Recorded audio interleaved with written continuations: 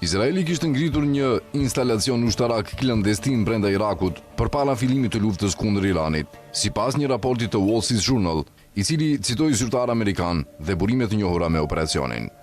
Raporti thotë se baza u ndërtua pak para fillimit të luftës me dijenin e SHBA-s dhe shërbeu si qendër logjistike për operacionet ushtarake izraelite kundër Iranit. Sipas gazetës, ekipe kërkim shpëtimi ishin pozicionuar aty në rast se pilotët izraelit rrëzoheshin, ndërsa dhe forca speciale izraelite operonin nga ky objekt. Instalacioni thuhet se ndodhej në shkretëtirën perëndimore të Irakut dhe mbështeti operacionet e forcave ajrore izraelite gjatë luftës 5 javore kundër Iranit.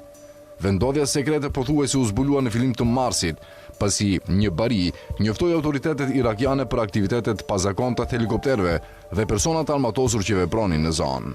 Sipas Wall Street Journal, ushtarët irakianë që po lëviznin me automjete Humvee drejt vendit ranë në sulm të rënd.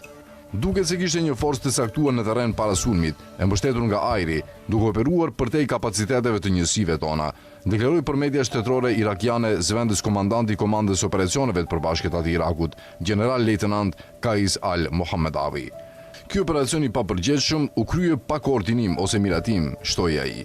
Sulmi thuhet se vrau një ushtar irakian dhe plagosi 2 të tjerë.